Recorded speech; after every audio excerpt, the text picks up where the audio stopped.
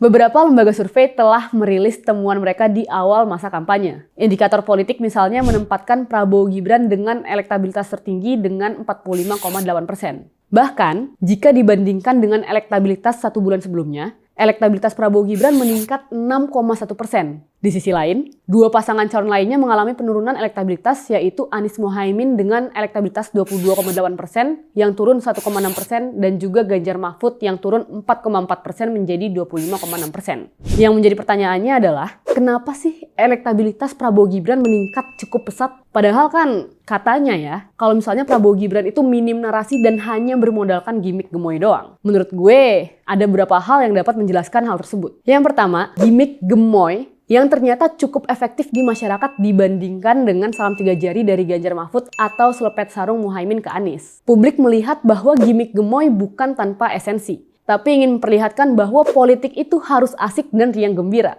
Publik udah cukup lelah dengan tensi politik yang memanas jelang pemilu, kayak misalnya yang terjadi di Pilkada DKI Jakarta tahun 2017 ataupun Pilpres tahun 2019. Faktor kedua, ada turunnya elektabilitas Ganjar Mahfud. Jadi secara nggak langsung, penurunan elektabilitas Ganjar Mahfud sebesar 4,4% ini akan mempengaruhi kenaikan elektabilitas Prabowo Gibran sebesar 6,1%. Kenapa? Karena sejak semula, pemilih Ganjar adalah mereka yang puas terhadap pemerintahan dan pro terhadap keberlanjutan. Nah, kalau misalnya kita lihat, beberapa waktu belakangan, Ganjar sempat mengeluarkan narasi-narasi seperti oposisi. Seperti misalnya, memberikan rapot merah pada penegakan hukum di era Presiden Jokowi. Hal ini juga diperkuat dengan data dari Poltreking Indonesia bulan Desember 2023 yang memperlihatkan bahwa sebesar 47,4% pemilih yang puas dengan pemerintahan Jokowi memilih Prabowo Gibran. Sedangkan, hanya sebesar 30,7% pemilih yang puas dengan pemerintahan Jokowi akan memilih Ganjar Mahfud. Artinya apa? Ada efek Jokowi dan pergeseran pemilih yang semula mendukung Ganjar karena puas akan pemerintahan Jokowi dan juga ingin keberlanjutan, yang kini jadi bergeser memilih ke Prabowo Gibran. Nah, dengan elektabilitas Prabowo Gibran yang telah mencapai angka 45,8%, sebenarnya apakah Pilpres tahun 2024 akan terjadi satu putaran?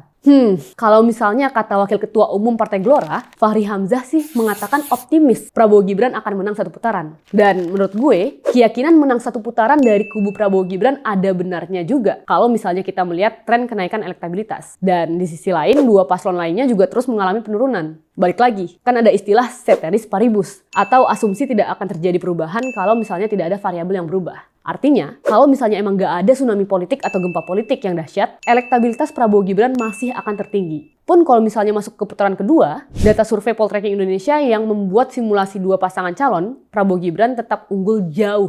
Artinya apa? Di putaran kedua pun Prabowo Gibran masih cukup kuat. Kecuali misalnya, suara yang kalah di putaran pertama tidak ada yang bergeser ke Prabowo Gibran. Barulah akan ada kemungkinan Ganjar Mahfud atau misalnya Anies Mohaimin bisa lolos ke putaran kedua dan menjadi pemenang.